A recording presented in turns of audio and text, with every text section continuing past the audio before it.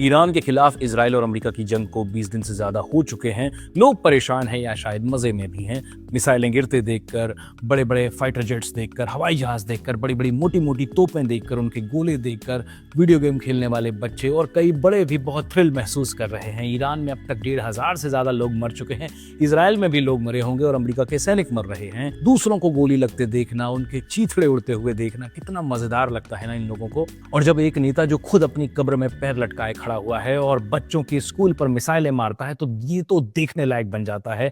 शायद लोगों का खून बढ़ जाता होगा ये सब देखकर। खैर, जिन्हें मजा आ रहा है उन्हें लगता होगा कि जब सब मर जाएंगे तो क्या होगा। मैं बताता हूं, तो ये लोग खुद को आग लगाएंगे, अपनों को आग लगाएंगे और अपना मनोरंजन करेंगे। लेकिन जो लोग भूल गए कि ये जंग शुरू क्यों हुई, उनके लिए मैंने ये वीडियो बनाया है। तो फिर सुनिए। इजराइल को डर था कि ईरान न्यूक्लियर बम बना रहा है और इजराइल पर गिरा देगा। इजराइल का पीएम नेतन्याहू अपनी जनता को 30 साल से यही कह के बहलाता रहा है कि अगर मैं नहीं रहा तो तुम्हारे ऊपर ईरान बम गिरा देगा, तुम्हें मार डालेगा। लगता है ना कि कोई देश कितना भी पढ़ा लिखा क्यों ना हो, जनता को मूर्ख बनाने के लिए उसके नेताओं के पास अलग अलग फॉर्मूले होते ही हैं। तो चलिए जरा हिसाब लगाते हैं कि दुनिया में आज कितने वॉरहेड्स हैं, न्यूक्लियर वॉरहेड्स। दुनिया में आज 12,000 से ज्यादा न्यूक्लियर वॉरहेड्स हैं। रूस के पास 5,459, अमेरिका के पास 5,177।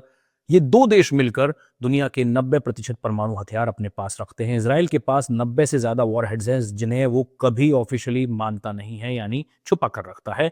और ईरान के पास शून्य, जीरो। तो कुल मिलाकर ये जंग बमों की नहीं है, ये जंग उस एक बम की है जो ईरान ने अब तक बनाया ही नहीं है, लेकिन बना सकता है, ऐसी आशंका है, ऐसा डर है इजराइल को। और बस यही एक डर इस पूरी जंग की जड़ है। अब जरा अपने घर की तरफ देखिए। भारत के पास 180 से ज्यादा वॉरहेड्स हैं, पाकिस्तान के पास 170, बस 10 कम है हमसे।